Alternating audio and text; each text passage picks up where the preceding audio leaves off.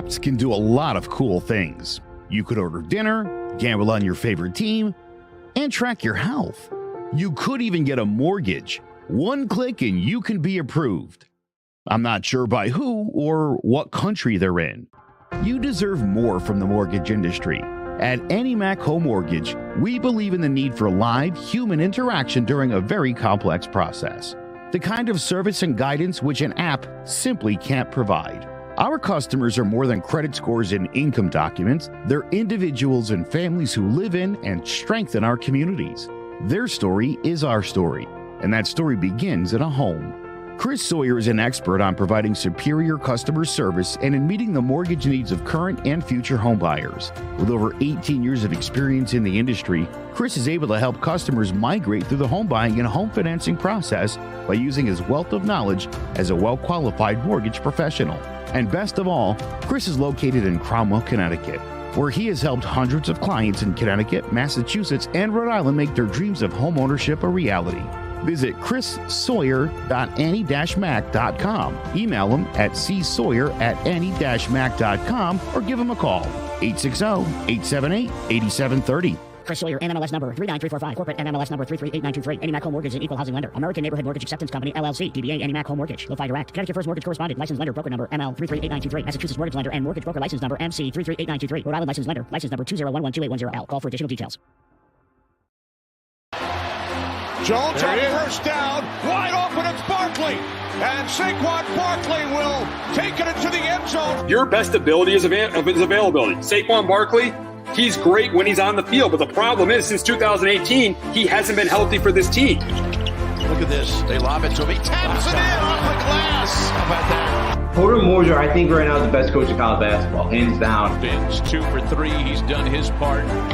Pitch is drilled to deep right field toward the pole, and it is gone. They don't mind not being what they were in the 90s as the best organization in baseball, because the Yankees are not. They're even close to the best organization in baseball. You're trying to be the Rays, and the Rays do this for a reason. Like, you're the Yankees.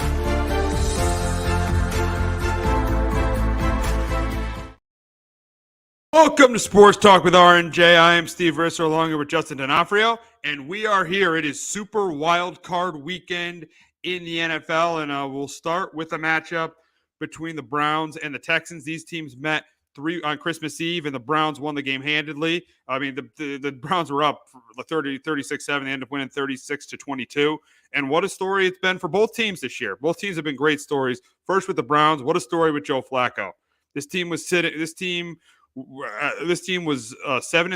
with Deshaun Watson, and they just had beaten the Ravens on the road. We thought this is the year. They're Super Bowl contenders. And then Watson goes down.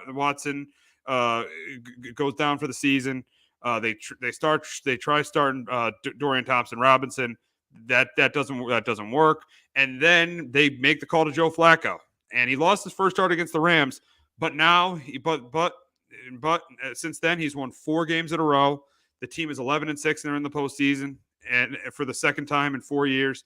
And then you look over to the Houston Texans with D'Amico Ryans and C.J. Stroud. C.J. Stroud has had an outstanding rookie year, carrying this Houston team to the postseason. So this should be a very exciting game between these two teams, two coaches that should be the top 2 candidates, in my opinion, for Coach of the Year this year.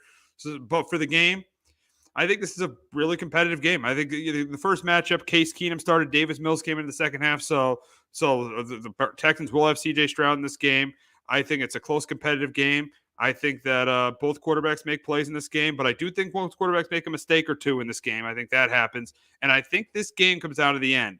But I think the difference in this game is going to be the Browns. The Browns are the more talented team, and I think they figure out a way to win. I think it comes right down to the end of the game where the ball's in C.J. Stroud's hands, but that Browns defense makes a play, especially Myles Garrett. I think Myles Garrett's the guy who makes a play at the end, and that's why I am going to take the Browns to win another playoff game. They won a playoff game in 2020. I think they win a playoff game here. I got the Browns beating the Texans 23-17. But Justin, can C.J. Stroud lead the Texans to their first playoff win in 4 years? I'm with you. I got the Cleveland Browns as well, 20-23. I just think, Houston right now, ton of injuries kind of on the offensive side, especially at the wide receiver position. Like, they got Nico Collins, who had 9 catches on Saturday night. But other than that, Dalton Schultz is a good tight end, but other than that, could one of their wide receivers kind of step up in this game? And I know Cleveland's dealing with a bunch of injuries as well. But I know that defense has not played well outside of, when they're not at home this year. But I do think that Cleveland defense does enough to get pressure on CJ Stroud, makes things difficult for him. To us some yardage, I know they're probably going to struggle to run the football against Cleveland defensively. But Joe Flacco's probably going to make a mistake or two. That's kind of been the theme. Like, he's going to take his shots, but as long as it's not putting Houston in, good field position, I do think Cleveland's be able to go on the road in this one and knock off the Houston Texans 28-23. And you brought up Houston's injuries. That's very key in this game. Their lack of they could be without Noah Brown. They could really, their only reliable receiver in this game could be Nico Collins. Yeah, it could be that without Noah Brown and Robert Woods. So yes, the lack of depth of the receiver could hurt. Also on the defensive line, Jonathan Grenard and Will Anderson, they're listed as questionable for this game. So the injuries definitely could hurt Houston. But the one thing Houston has got to do is they cannot, although they're not going to, obviously, they cannot allow Amari Cooper to have the game he had in Week 16. And I think a big thing they got to do is they got to make sure they probably should play some man coverage, and they should have Derek Stingley. This is why you draft this guy number 3 overall. This is why you draft this guy over Sauce Gardner. He has got to be a difference maker. I think he's got to shadow Amari Cooper in this game. The biggest thing for the Texans is they got to eliminate. They got to limit Amari Cooper. They got to. You can't let what happened. I know they won't. DeMeco Ryans is a really smart guy. He's not going to let it happen. But they just can't allow Cooper to have the game that he had. I think I wouldn't be surprised if we see Stingley travel with Amari Cooper. And on the other side, I think it's pretty obvious that who the guy you got to stop is Nico Collins. I mean, you take your chances with Houston's running game, but I think the guy you stop is Nico Collins. That's why you got one of the top corners in the league in Denzel Ward. I think we could be seeing a lot of both corners traveling the top receivers for each of these two teams. Yeah, absolutely.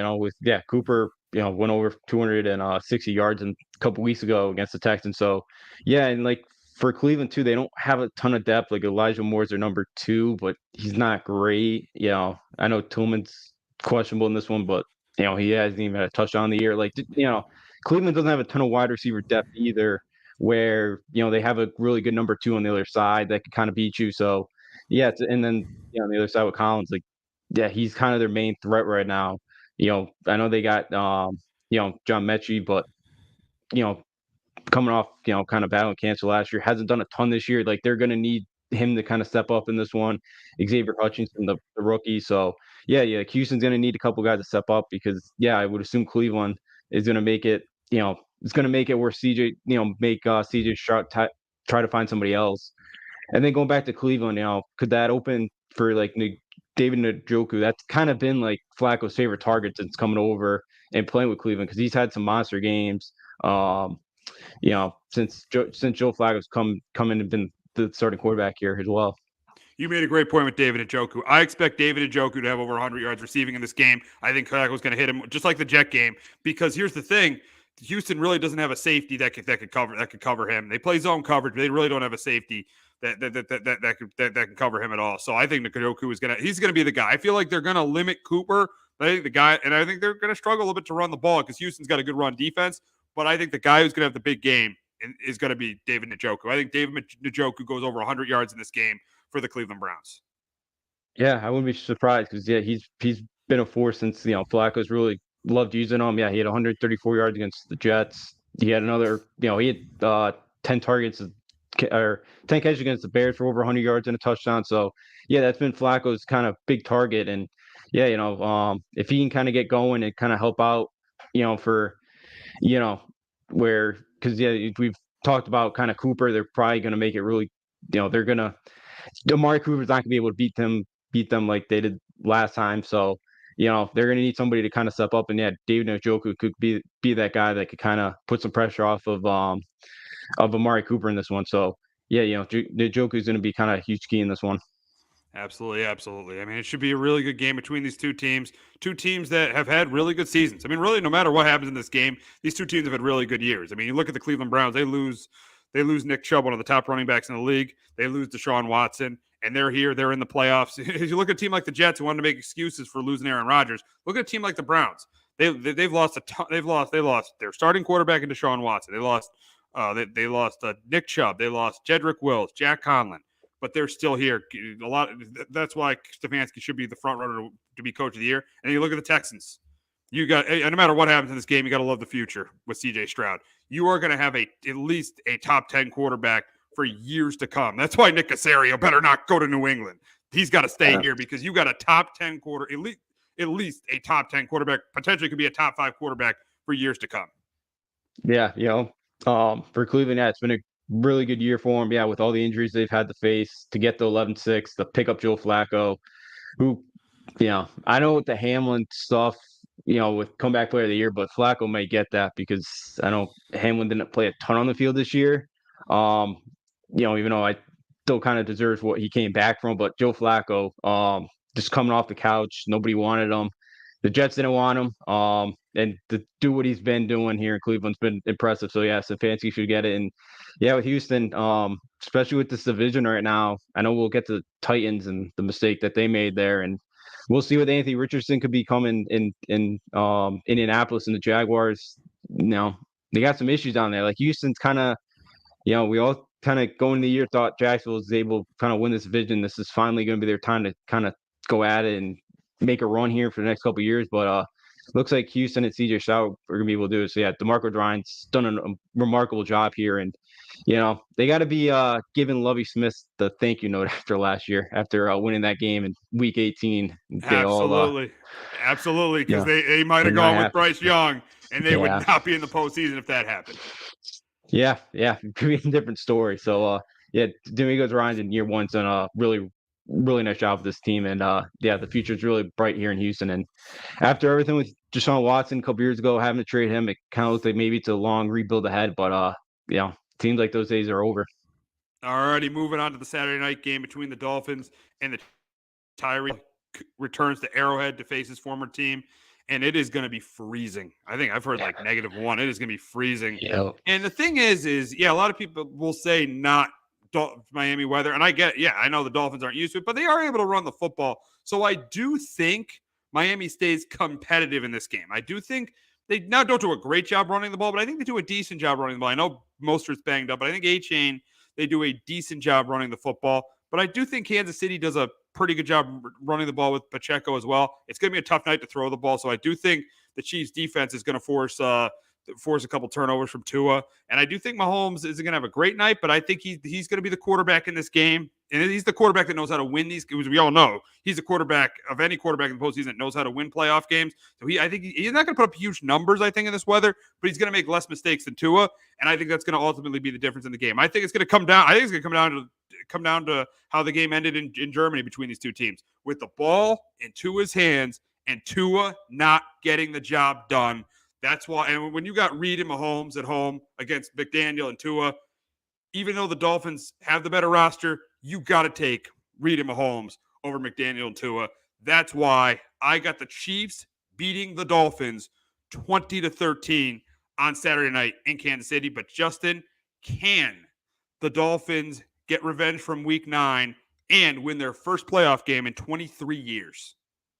No, I'm with you in this one. I got KC 24-17. Yeah, you mentioned the weather on Saturday night. Yeah, I heard the second half, I guess the feel like temperature is supposed to be -18. So, wow. It's going to be one of the colder games in NFL history.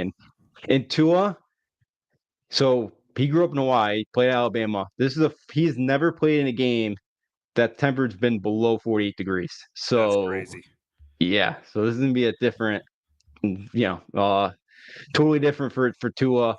And I think Miami's going to struggle offensively because they need the big plays to kind of sustain their drives. Like they need those big chunk yardage, and I don't think they're really going to get it in this game. I don't think Tua was totally healthy. I don't think he threw the ball as much zip as he usually does last week. Now with that shoulder and in this weather, I don't think that's going to help at all in this one. And I agree with you. I think the Chiefs are going to shut down the running game, and I think Kansas City wins this game 24-17. Miami's just got so many defense, injuries. I know, and they just signed Justin Houston and Melvin Ingram, I think, or Malcolm Reed. Like they're kind of bringing guys off the street for this game. I just think, Kansas City's offense are not world beaters this year. They've struggled to really hit big plays like they usually do. But I see Miami's offense. I don't, with all the injuries that they've had to face the last couple of weeks, like this offense hasn't been right in a while. In Miami this year against playoff teams, they're 1-5 and they've been outscored by 91 points. The Patriots had more wins this year. Against the Patriots had 2 wins. Or 2 wins against teams above 500. They had more than the the Patriots had 2 teams in the playoffs, the Pittsburgh and Buffalo. They beat Pittsburgh Miami and won. Buffalo. Yeah. Yeah. And Miami was So, one. All there was Dallas. Yeah. So yeah, really good point about Miami just not being able to beat good teams. They're the classic front running team. They play well against the bad teams. They'll beat the Patriots twice. They'll beat the Jets twice. They'll beat the Giants. They'll blow out the Commanders. But when it gets tough, this Dolphins team just doesn't get the job done. As we've seen it all year long, this Dolphins team does not get it done outside of the one game against Dallas. That was the only game they got it done against a good team. This Dolphins team has just not gotten it done. And I know the Dolphins have had injuries, but they got no one to blame but themselves. The fact they're going on the road in Kansas City because they had this division. They had this division wrapped up pretty much. They had like a 2.5 game lead for most of the season. And the game which is going to be the game that's going to come back to haunt the Dolphins is that Tennessee game. You had a 2 touchdown lead against Tennessee. And you blew that game. If you win that game, you got the number 2 seed. You're hosting Pittsburgh. So that's the game that's going to haunt the Dolphins. I don't want to hear about the injuries. The Dolphins should have won this division. They should have won this division, and they choked. They should have won the division. And let's be honest, and there's no way you could say that Tua is a top 5 quarterback because he's not. Two times he had the ball in his hands against the Chiefs and against the Bills this year. And he didn't get the job done. And you can't call McDaniel. I like the job McDaniel has done, but I think the jury's still out. Even though he's had 2 winning seasons, I think the jury's still out of McDaniel. I mean, I think he is because this is a division they had, and they gave it away. Yeah, absolutely. They did. Yeah, Tennessee game. You're up 13 points with 4 minutes left, and you've choked that game away. And in that game too, like Hill got hurt, and that offense, that Miami offense, did nothing. Most of that game until Hill came back in. So yeah, like McDaniel's done a nice job, but this is the year where this division was all yours. The Bills started 6-6. They really the last 3 weeks have not played great, and you still could not find a way to win that football game. And the Bills could, and that game was lucky to only be 7 points. The Bills did not convert in 3 red zone opportunities in that game. Oh yeah, the Bills they should not even have had a chance to win that game on Sunday night. They shouldn't even had a chance to win the game. Their offense was shut out. They fooled us this year because they put up 70 points against the Broncos, and then their offense was shut out in a game that meant so much in the second half. Yeah, they had 1 first down, and that came on the final drive in the second half. They had 1 first down. I know the Bills did a really good job keeping the ball to his hands, but that's still that can't happen. That just can't happen. So yeah, this offense, they looked like world beaters when they played nobodies, but yeah, when it came up to the level of competition, you saw what the Ravens did to them 2 weeks ago. They had in garbage time. They had, I think, they started to finally get something going in garbage time, but that's it. This team looked great against some of the poor competition, but yeah, when they stepped up in class, they just got out toughed and outmanned and just out physical. Then I think Kansas City's gonna be able to do that this week again to them. So look, McDaniel's, nice job kind of turning the franchise around, but they got some work to do this offseason, and they're still think there's a lot of talent on that team, but it's a team that just again, no way they should have lost the division, no way. Not at all. And I just don't think even though I think the game is close, it's very hard for me to see Kansas City losing this game. It's hard for me to see guys like Mahomes and Reed losing to a team that choked up their division. I can't. It's hard for me to see that. That's why I like Kansas City this week. Yes, Kansas City has not played great this year. This is probably the worst Kansas City has been since Mahomes has been the quarterback. But I just can't see them losing this game. Yeah, no, me neither. I know Miami last year without Tua, they almost went up to Buffalo and beat them in the playoffs with Skylar Thompson as a starter. But yeah, even with the Kansas City woes this year, I still think at home with the weather that it's going to be, I do think Kansas City finds a way. They should have Nicole Hardman back, which I think will help a little bit. But yeah, how cool it's going to be. Maybe you see a couple drops from the Kansas City wide receivers that kind of cost them. But yeah, I have a hard time seeing Miami win this football game. Yeah, I agree. Moving on to the AFC East champions for they've won the AFC East 4 years in a row, who host the Pittsburgh Steelers. And I think this is the worst game of wild card weekends because I think the Steelers are missing a guy who is probably the most non-important quarterback in the NFL. The Steelers are 1-10 when TJ Watt doesn't play. I do think, though, with how reckless the Bills have been offensively these last couple of weeks with the turnovers, I think the Steelers do stay in the game in the first half. I do think the Bills turn the ball over at least once in the first half. I do think Mason Rudolph makes some plays early on, but the problem in this game is going to be is when the Bills start to pull away, they get up 2-3 scores in the second half. I think the pass rush is going to force Mason Rudolph to make mistakes. Yeah, Mason Rudolph has played well, but a lot of those games they were winning the entire time. The only game he made any kind of a comeback in was the Seattle game, but I think we might have been down by like 3 points against Seattle. This is a different animal. I think he's going to be down by 2 or 3 scores in the second half. He's going to throw a couple interceptions, and I got the Bills winning this one big. I got the Bills winning this 30-13 over the Steelers. But Justin, can Tomlin lead the Steelers to a huge upset win? I don't see it, but I think they keep it close. I had the Bills 16-10. Have you heard how windy it's supposed to be in Buffalo? It's supposed to be windy, but the difference is the Bills can run the football this year with James Cook. That's the difference. They could run the football with James Cook. And the Steelers are not great at stopping the run. You look at the Steelers now. Yes, the Steelers defense has made plays when it's had to make plays, but the Steelers defense, they're 17th against the pass. They're 19th against the run. The Steelers defense statistically is not that good, and they're going to be without their best defensive player by far. No, yeah. It's if you look at the numbers, it was not great this year, and yeah, they're a totally different team without TJ Watt this year, and and he's one of the best players defensively in the NFL, and yeah, it's gonna be a loss. With how windy it's gonna be, I just see one of these games where there's not a lot of possessions where there's both teams are kind of just keeping it on the ground. They're not trying to make too many mistakes through the air. You're probably going to see one or two just because, like Allen kind of keeps turning to, Allen just has not been able to stay away from the turnovers this year. Mason Rudolph probably throws one or two. And yeah, I do think Buffalo is much better up front and they can't run the football. Like, I don't think Pittsburgh can go do what New England did a couple years ago, throw the ball 3 times and win this football game. I don't. No way. No way. Yeah. They don't have the defense New England had that year. No, that too. Yeah, that Patriots defense played really, really well that night. But I do think, Pittsburgh does keep this thing close. Tomlin has a dog. Usually they play pretty well. But yeah, they gotta be able to stop the run in this game because Buffalo's done a much better job this year. At that.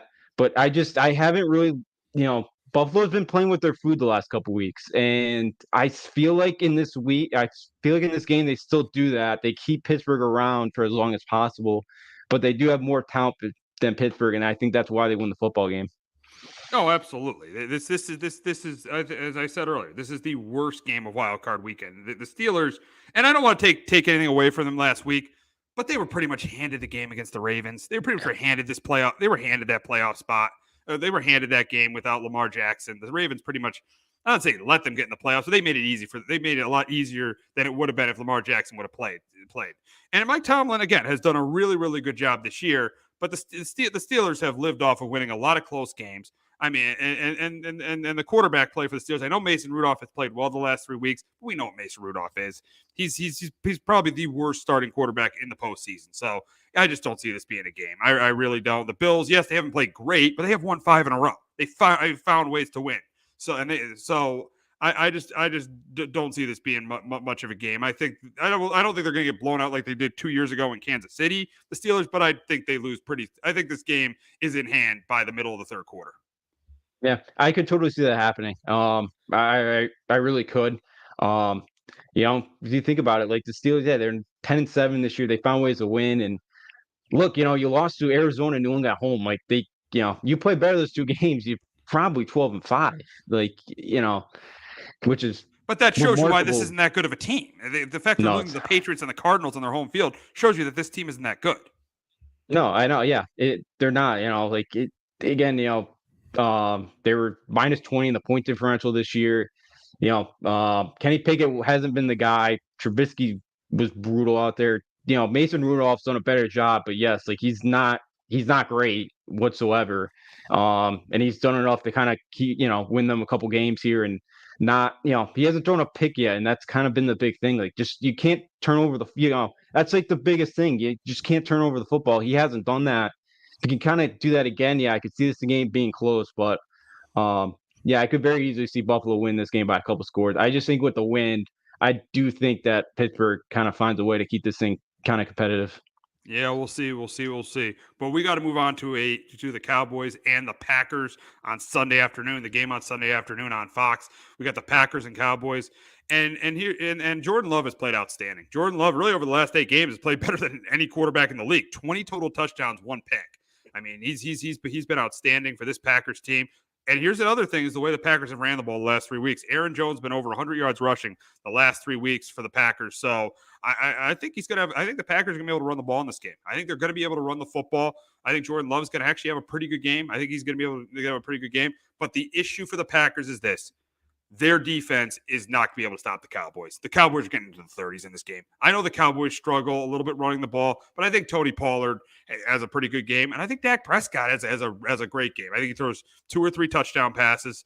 We know this Packer defense. I know they got Jari Alexander back, but this Packer defense, they've been talking them firing Joe Barry. This Packer defense gave up 30 points to the Panthers. Let Tommy DeVito drive down the field to beat them. Baker Mayfield had a perfect quarterback rating against them. I know a couple of those games Jari Alexander didn't play in, but still, I think that Dak Prescott has a big day. But I do think the Packers run the football on him, and I do think Jordan Love has a good game. I think the difference in this game is going to be when the Cowboys get down in scoring territory, they're going to score touchdowns, and the Packers are going to get field goals because the Packers got some receivers that are banged up. Obviously, Christian Watson's been out.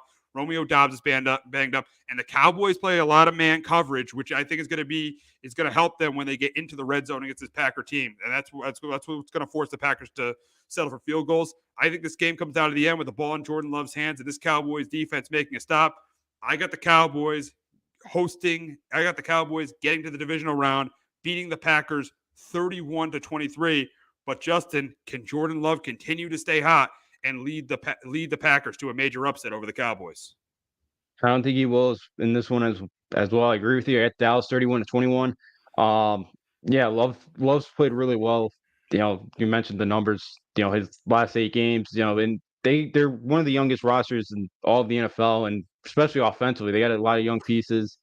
You mentioned Aaron Jones too, going his last 3 games going over 100 yards. He's looked a lot better since coming off that last hamstring injury he dealt with. So I do think Packers are gonna be able to move the football in this one. But yeah, like the Cowboys have won 16 straight home games. They're the only undefeated team this year at home, and in 7 of their 8 home games, they've gotten at least 30 points. Like I just see this Cowboys team doing whatever they wanted. You mentioned the Baker Mayfield perfect QBR. That Panthers team that could not score a point the last 2 weeks went up and down the field against this Packer defense. I know that can the Packers defense, yeah, it looked great against Jared Hall. Last week it looked good against Justin Fields and the Bears, when they fall behind, they can't do anything offensively. So yeah, they've looked better the last 2 weeks, but this is a different animal going down to Dallas. They've just been an absolute animal at home, and they've been impossible to stop. So I just think Dak kind of tears them up this week offensively. I think he does whatever he wants. I think CeeDee Lamb has a huge day. I do think Love will make plays, but just not enough. I don't think he's going to be able to keep up with this Dallas offense. Yeah, Dallas has proven that they've been pretty good in the wild card round. Dak is pretty good in the wild card. Dak is pretty good. The division rounds is a nightmare for the Cowboys. But in the wild card round, the Cowboys are pretty good, and I think they play really well on Sunday. And listen, if you're a Packer fan, no matter what happens on Sunday, you got to be excited because you got your guy. You got your guy. I mean, the guy has been dominant he's been dominant these last in their 6-2 with the numbers he's put up. He's been dominant the last 8 games. He's been playing better than any quarterback in the league. So you got a really good future. You just got to fix that defense. You're going to be a Super Bowl contender next year. And Jordan Love, and I was very critical of Jordan Love in the first half of the season. I was very critical of the Packers for moving on from Aaron Rodgers. I was very critical of this draft pick. But even though this Jordan Love pick didn't help them in the short term, it could really, really help them in the long term. And it's funny, they go from Favre to Rodgers to Love. And the Packers have their guy. No matter what happens in this game, the Packers have their guy. Yeah, they do. Yeah, I was with you. Kind of the first half of the year, this team looked pitiful. Some of the throws, love, and mistakes he was making were just not good, and and it kind of looked like, man, they might be headed to having to kind of draft somebody in the draft this coming year. And look, he did something that Aaron Rodgers couldn't do last year. He got to see in the playoffs. Yep. That Yep. so he's been awesome. And I know they've been comparing his numbers with Favre and Rodgers in their first year. I know it's like a different, the way teams are throwing the ball more. But look, it is impressive that they've have found another kind of guy that looks like he's going to be their franchise quarterback for the next decade or hopefully longer for them. So yeah, Love's definitely has shown that he's the guy the second half of the year. He's made a lot of progress, and yeah, with how young this roster is, the future's bright. But yeah, they definitely need to really focus on fixing that defense this offseason. Absolutely, absolutely. If they don't win this game and they give up a ton of points, Joe Barry will be fired. Joe Barry will be fired if they give up a ton of points in this game. But look at the Cowboys angle of this. We've heard Jerry Jones on 105.3 The Fan this week talking about the job Mike McCarthy's done, and he has praised Mike McCarthy.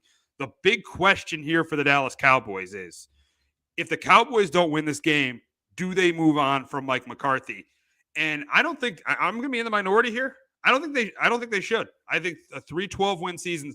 I think they have to do something with their front office if they lose this game. I think they have to do some stuff in the front, make some changes in the front office if they lose this game. Because to me, if they lose this game, that's more of the issue than Mike McCarthy. I think they need to make some changes in the front office if they lose this game, because the Cowboys have struggled in the postseason long before Dak has been there, long before McCarthy has been there, long before even Romo has been there. The Cowboys have struggled in the postseason since the mid-90s. So if they lose this game, they should be making changes in the front office, not with the head coach. Yeah, the only thing I'll push back, if they do lose Sunday, we're still kind of figuring out what's going with Bill Belichick. Harbaugh hasn't signed anywhere. Oh, Do you Jerry's think going to want that big guy. But Yeah. here's the thing. None of those coaches are going to want to coach with Jerry Jones. The last true big time, I know McCarthy won a Super Bowl, but the last big time coach to coach with Jerry Jones was Bill Parcells. None of these guys are going to want to coach with Jerry Jones. And that's why there needs to be, if they lose this game, they need to change things in the front office. Absolutely do. They should have changed things in the front office a decade ago. Do you think, like, if he could get a Bill, he would give up some of his power to get Bill Belichick? No. You don't That's think not so? how Jerry is. That's not how Jerry is. Jerry will pull the whole thing too. I'll run things because we saw what happened in New England, and he's got he'll say, I saw things went on in New England. I don't think he's going to give up his power. No. So I think if the Cowboys lose this game, they need to change things in the front office. No, they do. They absolutely do. And look, McCarthy's done a great job as a play caller this year. That offense has looked a lot better than it did under Kellen Moore last year. So I do have to give him credit there. But yeah, it's been the divisional round. It's been the playoffs. This team just cannot figure things out. And yeah, it's been on Jerry Jones in the front office to not because Dallas always has one of the most talented teams in the they always sport, have not the most talented, but they always have a top 10 roster. But the problem is when they get into January, they never have the coaching is never great. Now McCarthy has done a pretty good job, but they always run into teams with rosters that are a little bit better and coaching that's a little bit better. Yeah, and that's been their issue. They just can't get over the top of that, and they've been competitive. They just can't. Again, Dak's had an awesome year. Dak, awesome. He's probably There's no way. They got to extend him. He's clearly a top 10 quarterback. This is the best year of his career. Oh yeah, absolutely. He's been awesome this year. So yeah, you expect him to be back next year with his team. But yeah, they have not been able to figure it out. And yeah, I think Jerry Jones just that he has not given up his power. I would think maybe if a Bill or Harbaugh, he would give up a little bit. But yeah, if he doesn't, I can't see those two go there. And I think and that's been part of the issue why they can't get better coaches is because they don't. They don't want to have to deal with Jerry Jones every day. And again, like he's got it. He goes on that talk radio show every week. Like what other owner does that? Nobody does press conferences. Nobody does press conferences. Nobody goes on the radio show. And if they lose, I think he's the one that ultimately should be the fall guy here. He should be him and his son should be the fall guy if they lose because ultimately too, if you look at this roster, they've lost pieces on. Dak's played it great. They've lost pieces on offense. They don't run the ball the way they used to. Yes, the offensive line is good, but even at receiver, CeeDee Lamb is great, but they don't have a lot of depth at the receiver position. Brandon Cooks, I feel like his best days are behind him. They lost Dalton Schultz. Jake Ferguson is good, but I feel like Dak is making him better. I think that and you look at the middle of that defense. This is not a great roster. It's just a big reason why this team is 12-5 is because of how well Dak Prescott has played.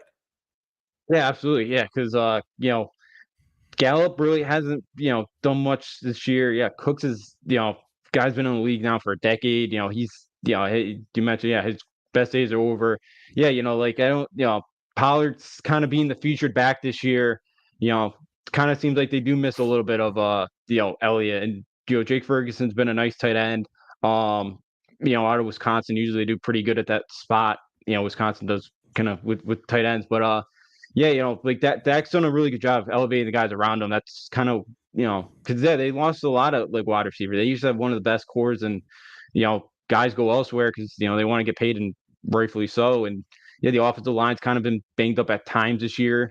So like this Dak's done an unbelievable job with this team this year and this offense. And again, I know they've had their road struggles at times, but like at home they've been juggernauts, and they've been impossible to stop. So Dak's had an remarkable year. Definitely deserves to kind of get a new contract extension, be up there as one of the highest paid quarterbacks.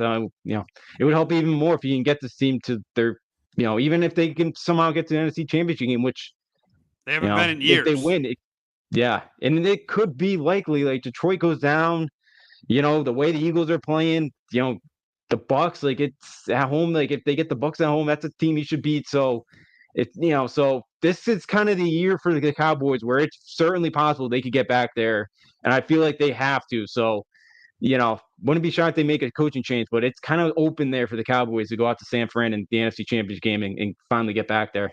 To me, I think changes have to be made in the front office if they lose this game. If they lose to Detroit, maybe not. They lose to San Francisco, great year. That's the way I look at it for the Cowboys. But before we get to the other games, we got to get to a comment from Hector. He's been waiting. I believe the Packers will play loosely because they have not much to lose but a lot to gain with this. Absolutely. I mean, if the Packers don't have anything to lose because they're better than anybody expected them in Jordan Love's first year as a starter, and if they win this game, Jordan Love just keeps moving up that chart of quarterbacks in the NFL. If Jordan Love wins this game, you start talking about him being potentially a top 10 quarterback in the league. Yeah. Hector's kind of spot on. Because with Dallas, everyone's talking, they're going to Dallas. Everybody's kind of, because it's the Dallas Cowboys, we're talking about McCarthy, will he get fired? Will there be changes to the front office? So, Green Bay's going in here. They were sitting there going into the bye week 6 at 2-3, and they came out of the bye, 2-5, and, looked like it was going to be a horrible year for Green Bay, one of the worst years that they've had in quite some time. And to kind of turn around with this young roster for a lot of these guys to go into Dallas, and if they could somehow win, that'd be remarkable for Jordan Love, especially if he plays well. And if you lose, you go, okay, well, you lost to the Dallas Cowboys, especially if it's a close game. Like the Packers in this one, they got nothing to lose, just kind of gaining the experience here and gaining experience for Jordan Love in the playoffs. Absolutely. Now we will move on to the Rams and Lions. Matthew Stafford making his return to Detroit. But I do think this is a good matchup for the Lions because the biggest reason why the Rams have had success on offense is because of the running game of Kyren Williams. The one thing the Lions do really well on defense, they're not good against the pass, especially in the secondary. But one thing they do really, really well on defense is stopping the run. And McNeil is back in the middle of that defense. So I think the Lions do contain the Rams running game. The only thing I'm tired of hearing about is, the Rams have the clear advantage at quarterback. I'll get it. They got the advantage of head coach with Sean McVay and Dan Campbell. The quarterbacks are on par. You can even argue Chirikoff is better right now than Matthew Stafford. I don't want to hear about, the Rams have the clear advantage at quarterback. That's nonsense. And if you look at Stafford's numbers without Kyren Williams, and before Kyren Williams really was a factor in this offense, they're not that good. the Stafford plays well when the Rams run the football. And that's why I don't think they win this game, because I think they're going to struggle to run the football. So I think the Lions are going to force a couple turnovers from Matthew Stafford. I think the Lions will be able to run the ball, not great, but pretty well with Jahmyr Gibbs and David Montgomery. I think Goff goes a couple touchdown passes. And I think this game comes right down to the end. I think a lot of these games come right down to the end with the ball instead. I think I think the Packer game comes down to the end. I think the Browns-Texans game comes down to the end. I think this game comes right down to the end with the ball in Stafford's hands, and this Lions defense makes a stop. And I got the Detroit Lions winning their first playoff game since 1991. I got the Lions beating the Rams 24-20. But Justin, can Stafford knock out the Lions in his return to Detroit? I do. I got the Rams 31-27. You called us. You said this a couple weeks ago. You would take the Rams. Yeah, I like McVay over Dan Campbell. I think this is a game where Dan Campbell tries to do some dumb fake punt on his own 20-yard line and just, he's going to be, he's too aggressive. And I think that's going to come back to bite him in this one. And I also think Sean McVay, he knows Hector's comment here. Rams I agree. I agree. I think it's the most interesting because of the two quarterbacks facing their former teams. Yeah, absolutely. With Stafford coming back for the first time since being traded over to LA, and Goff McVay couldn't, wanted somebody to kind of get him over the hump there and win the Super Bowl. So yeah, it's definitely an intriguing one. It should, could be a shootout with these two offenses. But I think with McVay, he knows Jared Goff in and out. I think defensively they're going to put together a really nice game plan because, Dan Campbell never coached Stafford. So I think that could be advantage too for the Rams in this one. And this Rams team, since the bye, they've been 7-1, and that one loss was an overtime game at Baltimore on a punt return, which probably could have gotten called back. There's a couple kind of, blocking the backs that were missed. But look, I really like this Rams team. They got guys too that have been to the Super Bowl. There's not too many guys in this Lions roster that have been in the playoffs. I know Jared Goff has, but I feel like the Rams don't have a ton of guys now that have been to the Super Bowl. You look at Donald, Kupp, Stafford. To me, and they're probably maybe a couple offensive linemen. That's pretty much it. I mean, the Rams don't have a ton of guys. They've had a lot of roster turnover over the last 2 years. Yeah, maybe, yeah. You probably are right. You're probably all right. But I still, still with McVay that's been there, Campbell just hasn't. I still just kind of give the advantage to the Rams. And I think, I know the Lions have been pretty good all year stopping the run. I do think the Rams run it well enough where they could use play action, and Cooper Kupp and Puka Nacua just have monster games. And I think the Lions have trouble covering those two. And I think those two have monster days. And I think Stafford, does not turn the ball over in this one. And I think the Rams go on the road and knock out the Lions. Kyron Williams is the key. Kyron Williams is the key. If Kyron Williams is a big game, I think the Rams got a great chance to win because then Stafford can get the ball to Kupp and Nacua and exploit this Lions defense. If he doesn't, I think the Lions win because I think they get pressure on Stafford and they force Stafford to make mistakes. I saw the Rams play 2 weeks ago at the Giants. I'm not as impressed as a lot of people are about the Rams. I'm not. I think their defense is. I know Aaron Donald is one of the best in the league. I think Colby Turner's had a really good year too. But I think their defense is above average to average at best. And I think the Lions are going to. They play a lot of zone coverage. I think the Lions are going to exploit them with some big plays. I think because I saw Darius Slayton have a big play. Tyrod Taylor and Darius Slayton have a big play against them 2 weeks ago. I think their offense, as I said, their running game is a big part of their offense. And I know Kyron Williams had 3 touchdowns against the Giants, but he was also held to under 100 yards, and Matthew Stafford threw 2 picks in that game. So I think it's all going to come down to Kyron Williams. If Kyron Williams I think it'll pretty much go down to the game Kyron Williams has. If he runs for over 100 yards, I think the Rams win. If he gets held to under 100, I think they lose. I think that's going to determine what happens in this football game.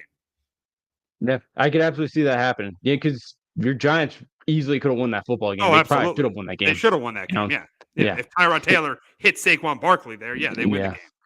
Yeah, that was a tough one there. That 2-point conversion with Barkley. But I just, if Kyron can't get the yards and, they make, LA have to kind of convert a lot of 3rd and 8s, 3rd and 9s. And I could really see the Rams having a tough time winning this football game. I just worry about Campbell too. Like, there's gonna be a big decision where he's just gonna make a boneheaded decision, and it's gonna come back to bite Yeah, him. that's a good point. Yeah, the call sucked 2 weeks ago against Oh, the like, yeah, Cowboys. But yeah, what could have he done? What could have he done to prevent that? Kick the extra point. yeah, yeah. See, I didn't mind him on the first, like, originally, and that, and again, that controversial, with the eligible kind of lineman, with the trying to get the lineman eligible. But after that penalty, then yes, you should have kicked the extra point.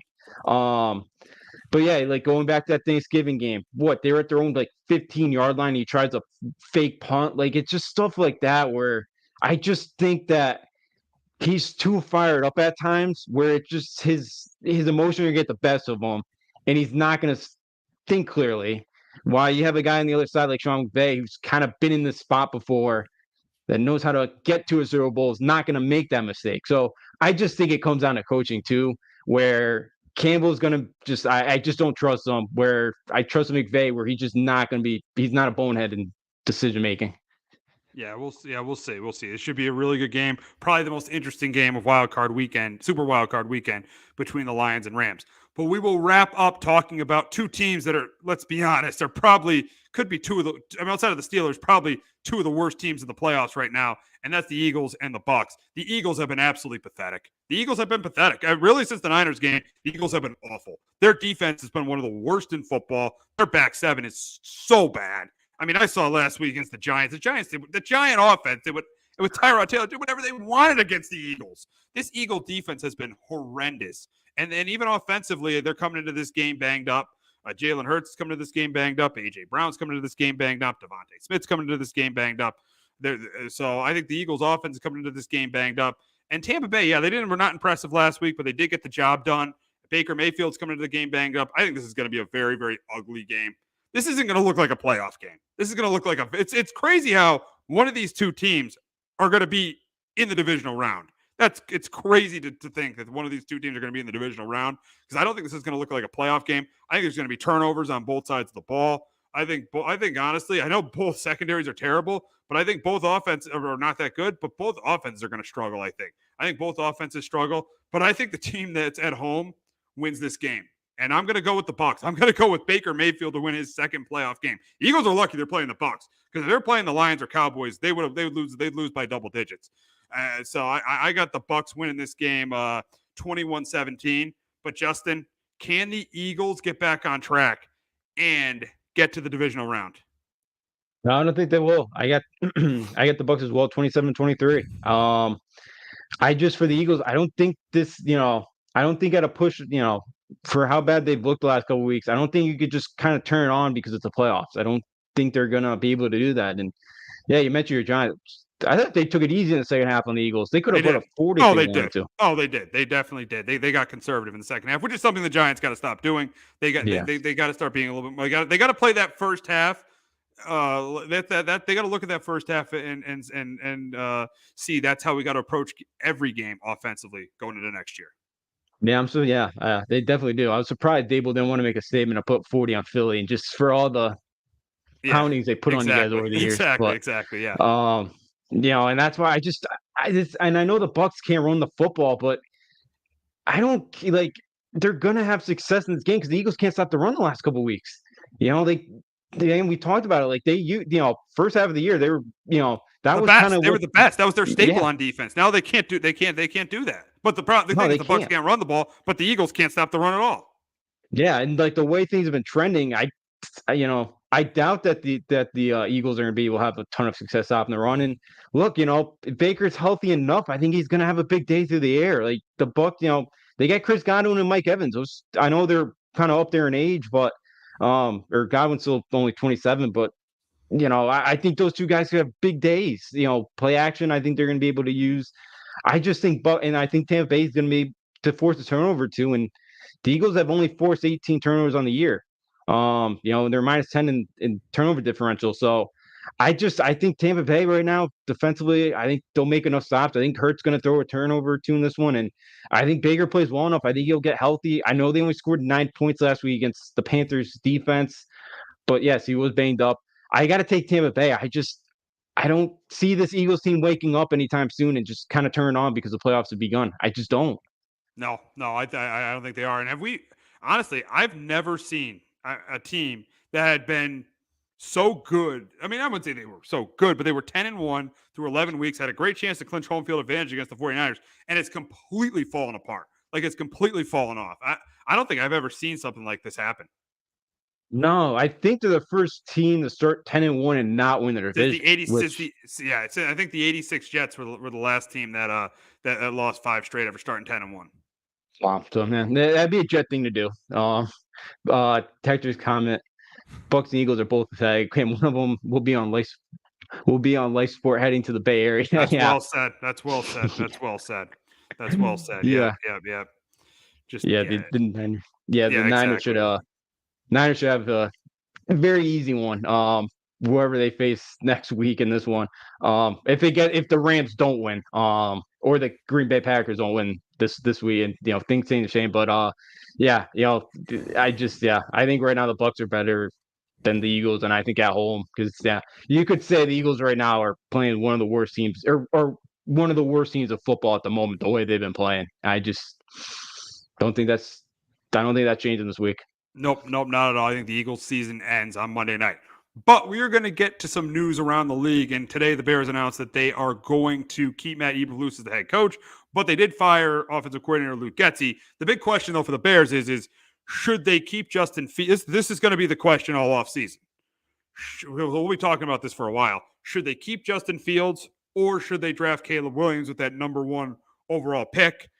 Yes, Justin Fields at the end of the year has made it difficult for them, but I am in the camp right now of them taking Caleb Williams because Justin Fields is 11-29 as a starting quarterback for the Bears. And what you look at for a top quarterback is how well they play in the fourth quarter. Fields has been bad in the fourth quarter. He pretty much over his only two of his 11 wins out of his 11 wins, only 2 times he brought the Bears back to win a game in the fourth quarter. The San Francisco game, the opener in 2022, and then the Minnesota game this year. So this guy is not good in the fourth quarter. I know he's improved, but I just don't think he's good enough. I think he's an average quarterback right now. I don't think he's good enough where you pass on an opportunity to take Caleb Williams. Yeah, I'm with you. Again, you're going to really give this guy $40 million for winning 11 games. I think that's a mistake. And look, they're going to have the number 9 draft pick as well this year coming up, in the drafts. And look, you've seen the Joe Burrows of the world, the Mahomes, like you've seen these quarterbacks kind of win on their rookie deals where you don't have to pay $40 million to your quarterback. Now you could get a guy in Caleb Williams who everybody says is going to be the real deal and is going to, be one of the, he's going to, going to have an awesome career.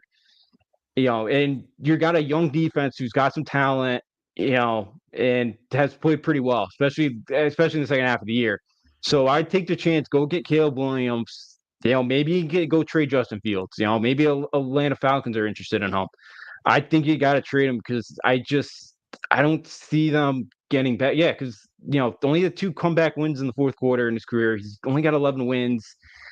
And when they fall behind, they don't have much of a chance to come back. They just, struggle.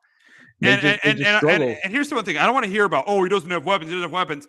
They gave up a chance to take a Bryce Young or a CJ Stroud, traded down and traded that pick to go get DJ Moore to help Justin Fields. So I don't want to hear about the no weapons thing. And here's the thing: even when he came back from injury, there were 2 games where they had a 2-score lead in the fourth quarter and they lost. The Lions game and the Browns game. If he makes plays in the fourth quarter, that team potentially is 9-8 and could have made the playoffs. So he had his opportunities. Had his opportunities early in the year against Tampa, and when he had the ball in his hands, he threw a pick 6 at the end of that game. And then the Denver game, they had a 28-7 lead, and he's blown. So he had opportunities. I know he played better in the second half of the year, but he had opportunities and he didn't get it done. The Bears improved during the year. They went out and traded for a Montez Sweat. They went out and traded for DJ Moore. They've improved this roster. I don't want to hear about, any quarterback plays for the Bears, they would struggle with this. No, that's nonsense.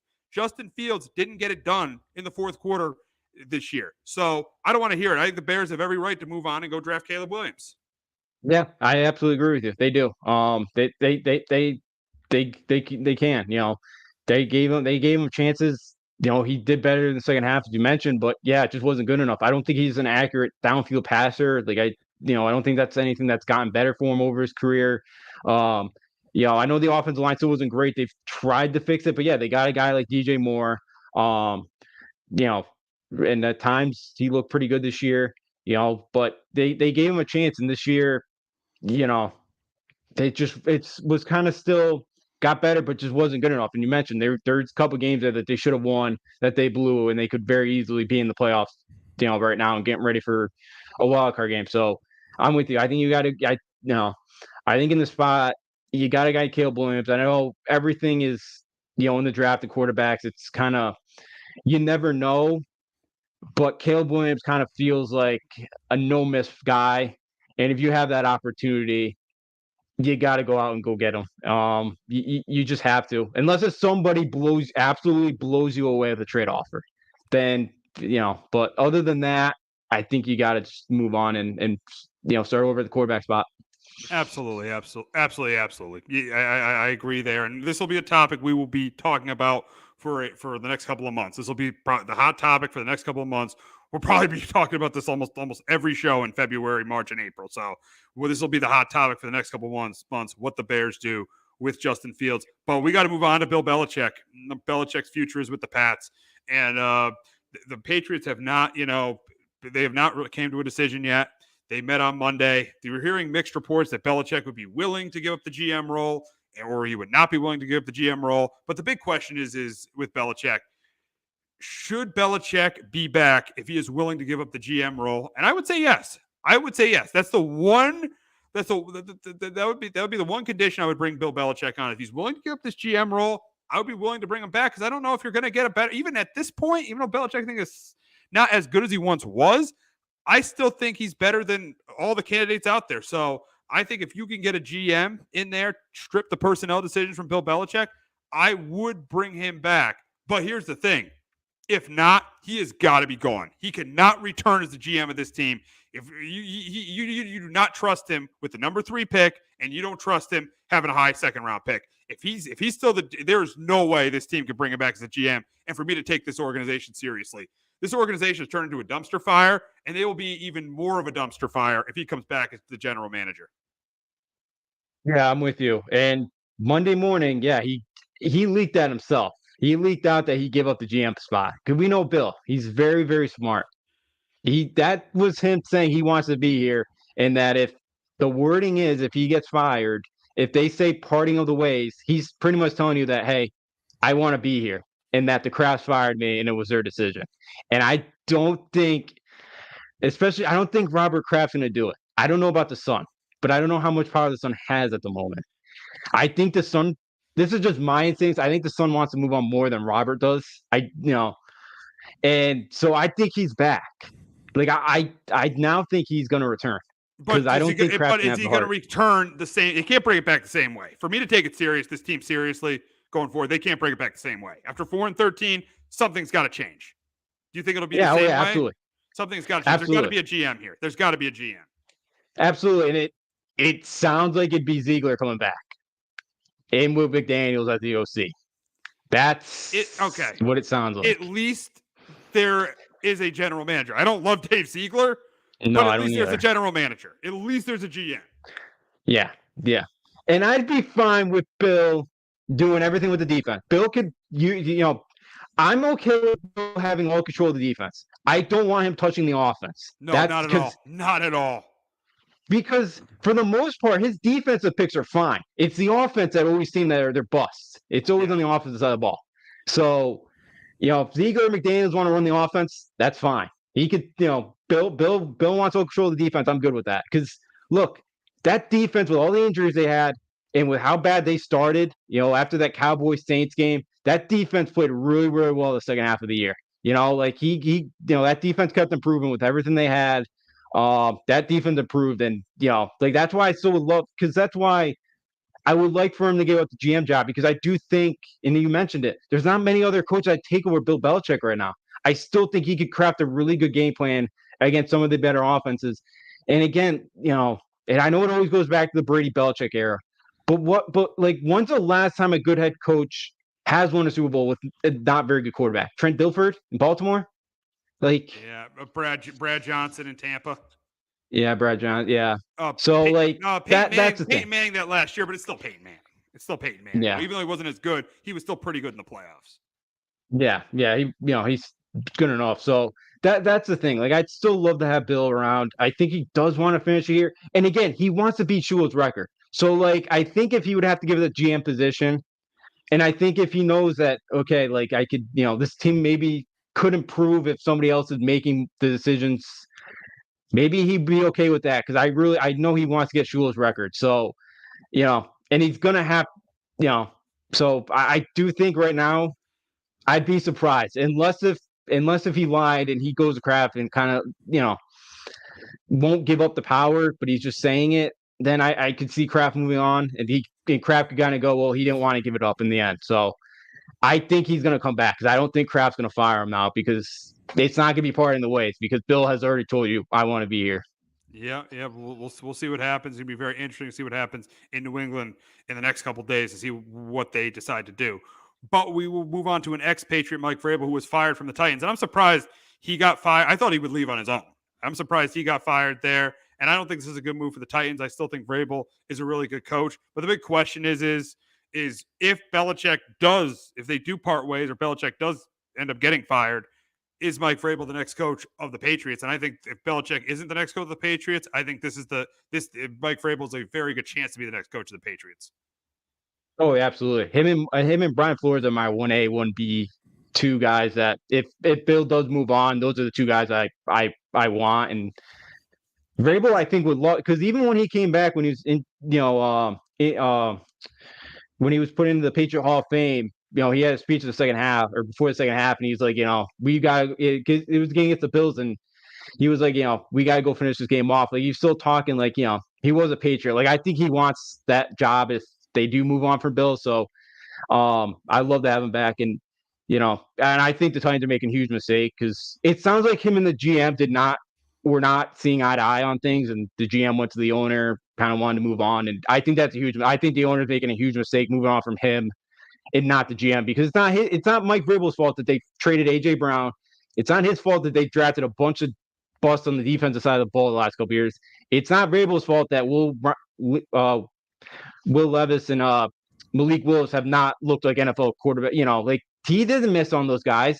So, and he got a 1 seed with Ryan Tannehill, and they were up 17-0 a couple years ago against the Chiefs in the AFC Championship game. Like, this is a huge mistake, and the Titans it's a downgrade. Whoever gets Mike Vrabel next is going to be very, very lucky that Titans made a dumb decision by getting rid of him. Absolutely. I completely agree with that. Now we'll go to some coaches who got fired this on Black Monday. Ron Rivera with Washington, obvious. I thought he was going to get fired after Thanksgiving. There just was no real growth of the program in 4 years. Josh Harris wants to do it. The new ownership wants to do their own thing, so no surprise there. Yeah, not shocked. I think everybody saw this coming. The writing was on the wall when Josh Harris and his group took over the team. That team did not get better. They, defensively, they kind of quit the last couple of weeks. So, yeah, no surprise. Everybody this was the big obvious one before the year. If this team did not make the playoffs, that Ron Rivera would be gone. And then Arthur Smith with the Falcons. This is just what happens when you lose double-digit games 3 years in a row, and the quarterback play is absolutely terrible. That you're going to lose your job. No surprise there either. No, 7-10 all 3 years, and this is the 3rd straight year they will have the number 8 pick in the NFL draft as well. Yeah, Smith was not great as a coach. They have a ton of, they had the weapons offensively. The QB was a question mark and just weren't able to figure it out. And yeah, they had one of the easiest schedules in the entire league, and you went 7-10. No surprise that they got rid of them here. And we'll wrap up talking about my team and Wink Martindale. He hasn't officially resigned yet, but he's very, very close to stepping down as the Giants DC. Reports say he fired the Wilkins brothers, his two best friends on the coaching staff.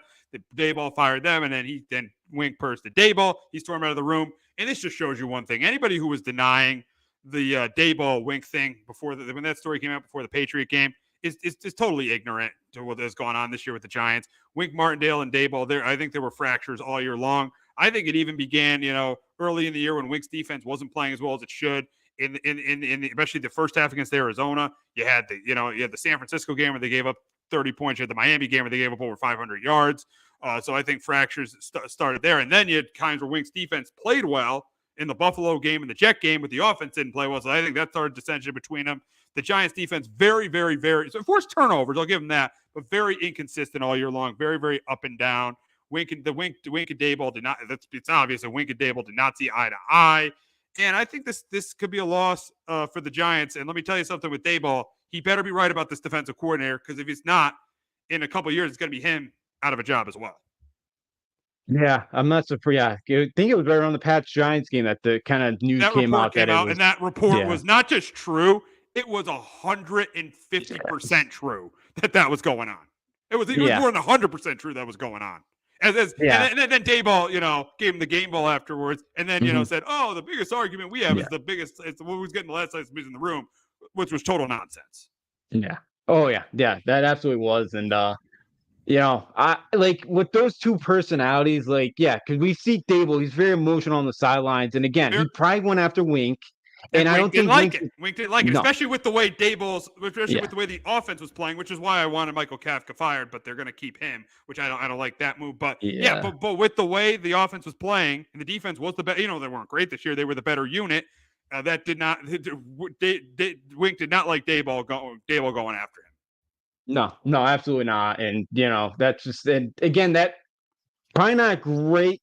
And that's something Daboll's got to work on, because you're rubbing people the wrong way, and that's going to be a problem if you're not winning, and that's something he's got to work on. But with Wink, it seems like it's a stalemate that the Giants don't want to fire him because they don't want him to go somewhere. To go somewhere else. Philly. They don't want him going to Philly. That's the main thing. They don't want him going to Philly. It's the last thing the Giants want is him going to Philly.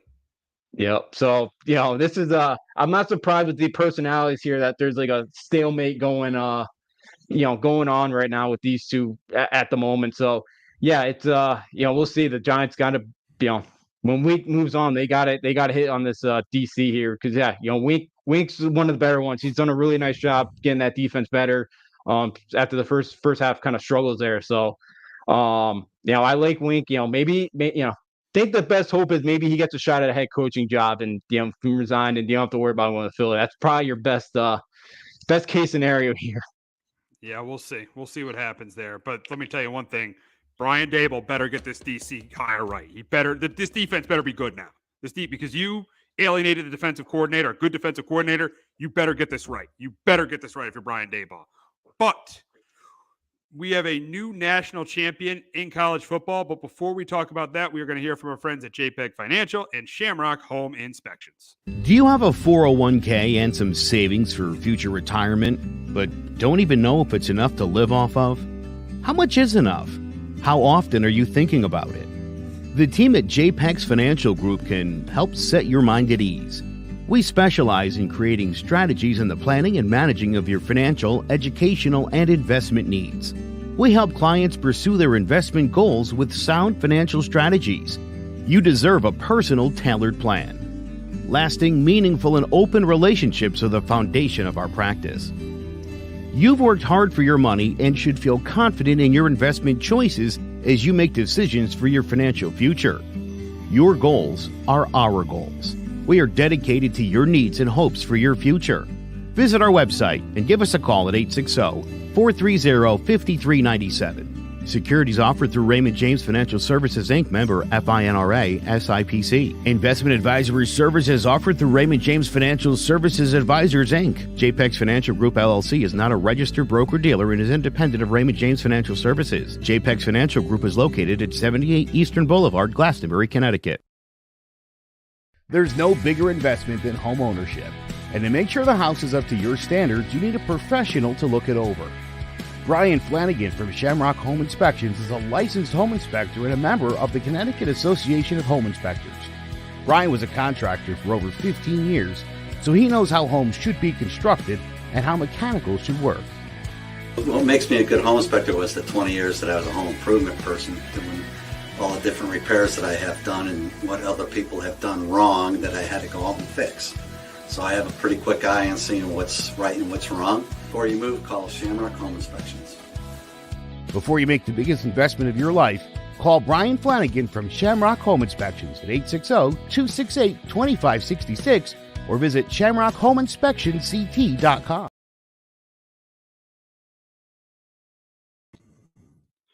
Alrighty, so Michigan wins their first national title since 1997 and their first outright national title since 1948. So we'll first start with Michigan and why they won the national championship. And I'm going to start, and I'll go back to my three keys. And they pretty much did all of them really well. But the first one they did not only exceptionally well, they did an amazing job, and that was running the football. They played old school football. They were able to run the ball for over 300 yards. Donovan Edwards and Blake Corum were outstanding, both at over 100 yards rushing in that game. Made life easy on McCarthy in this game.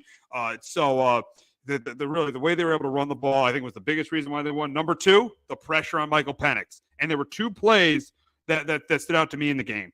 The pressure they got on Penix during the interception, and then the pressure they got on Penix during that holding call, because Washington was driving. They would have had the ball in Michigan territory down 7 at the beginning of the fourth quarter, and that holding call, I think, turned the entire game around, because Michigan started fast, then Washington started to come back, but that holding call was such a critical play because that turned the game around. Then McCarthy hit Loveland on that big play. They were able to score that touchdown and pretty much put the game away. So I think getting pressure and the way they were able to run the ball were two of the biggest reasons why. And then they were able to contain Odunze. I know, Penix missed Odunze. I know they had that holding call, which Odunze would have had over 100 yards, but they were able to contain their best receiver, only holding them to 87 yards receiving. So for me, that's why I think Michigan won the national title.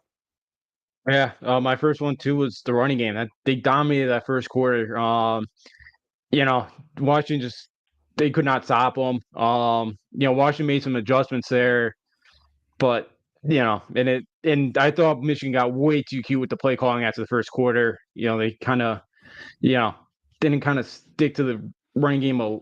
They still did, but thought they really could have put up a lot more points if they really stuck to the running game like they did in the first quarter.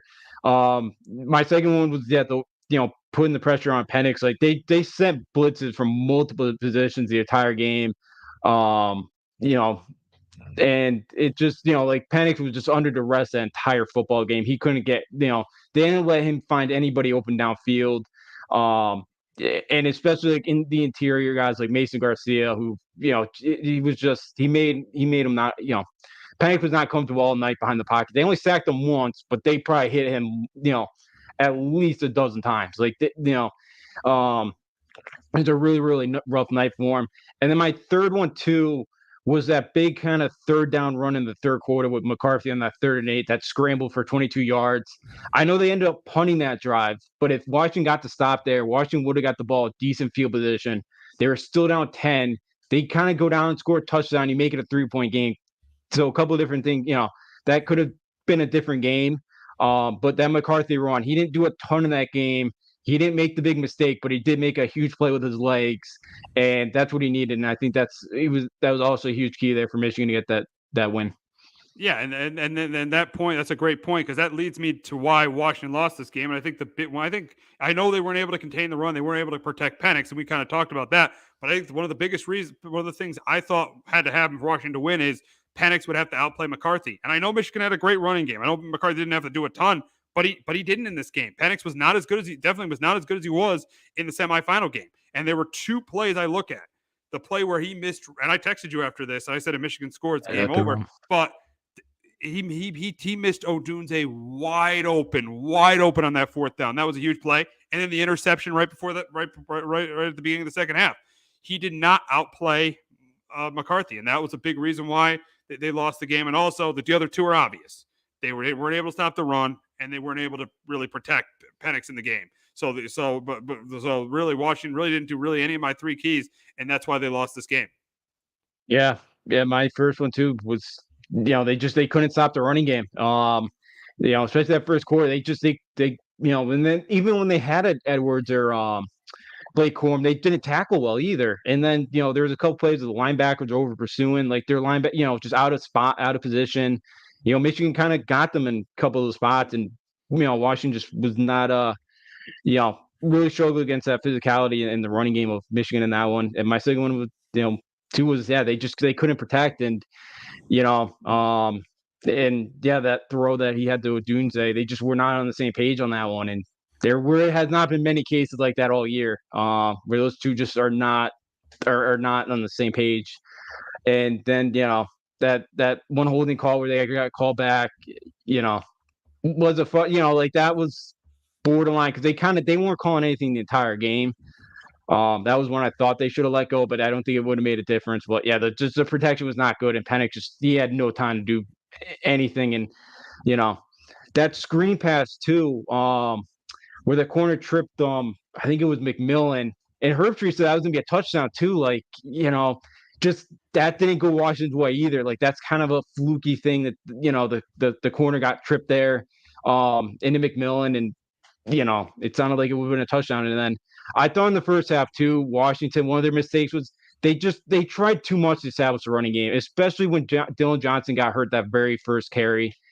They weren't really gonna be able to run the football, and I think they tried too hard to just And I get it, they wanted to slow down that Michigan pass rush, but you weren't gonna be able to do anything on the ground. Like it was just you're already asking for second and 10 or third and not. Like it just it was already kind of hurting you. So I felt like they were just trying to establish there in the first half, and it just wasn't working, and it wasn't going to work. I didn't think they were going to be able to break off a big one against the Wolverines.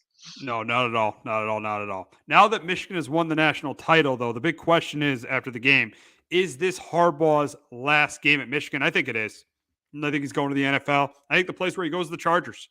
I think it's a great job for him. He's got Justin Herbert. He could really get Herbert to the next level and get that organization to the next level where they're competing with Kansas City in the AFC West year in and year out. And I think that would be a great job for him to go to the Chargers, to go to LA, to go to the Chargers, and work with Justin Herbert. So I think he's done. I think this is his last game at Michigan. Yeah, I'm with you. I think so too. I know right before the game, a couple days before the game, he hired the NFL agent Donnie Yee, and he doesn't usually have an agent, so that kind of raises some alarms. And Michigan gave him Michigan, it sounds like Michigan, they have a 10-year, $125 million extension waiting for him on his desk. So, and that's been there for pretty much around the time of the scandal came out. So I think he would have signed that if he really wanted to go back. He wanted to go, he wanted to put his school, or he wanted to put Michigan back kind of the top of the market. And, he got him back on the top. So I think he's done. And yeah, LA would be a great spot. He's had a lot of success out there. Stanford, the 49ers, and even his first job at San Diego. He got him non-scholarship FCS school, got him their first conference title year 2 and 3. So he's won everywhere he's gotten.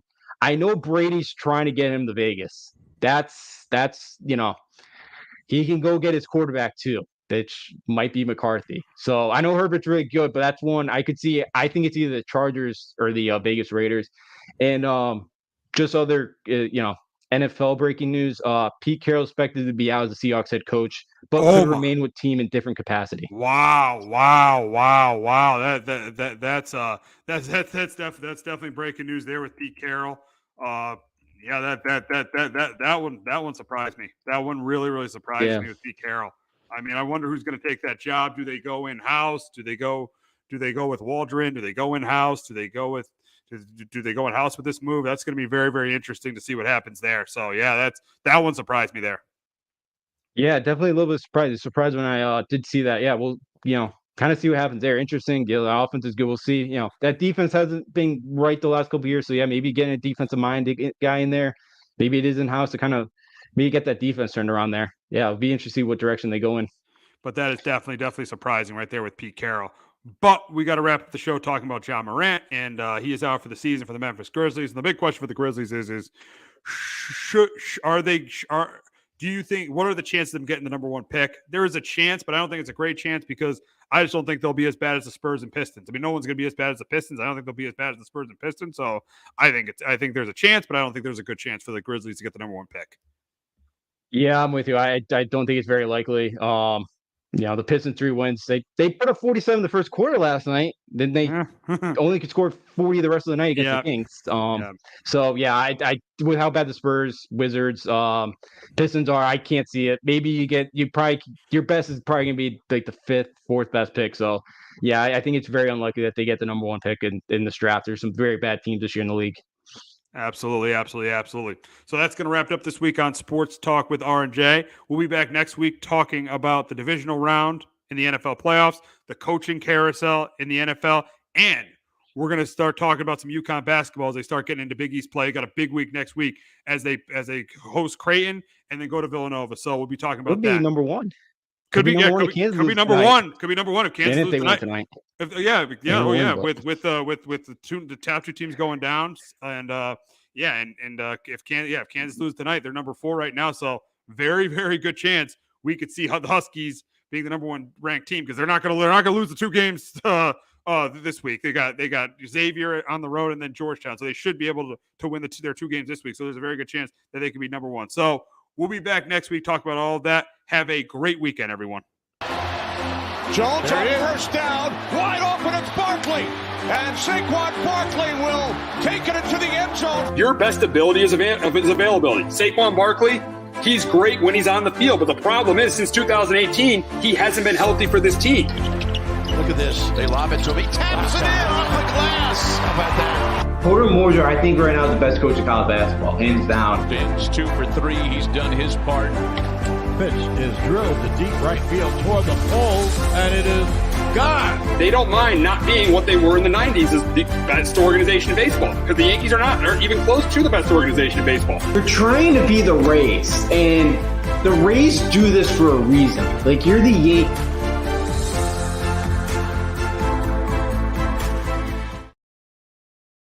Hello, my name is Joe Aguirre. I'm the president of Clovercrest Media Group. And here at CMG, we have a wide variety of podcasts, including sports shows like Keys to the City, The Roll Call, Throwing Jabs, All 4 Downs, and Jawing About the G-Men. And great true crime shows like Sticky Week, Crimes and Consequences, Ivy League Murders, and Bird, the unsolved murder of David Eichmann. You can find all these podcasts and so much more by visiting clovercrestmedia.com.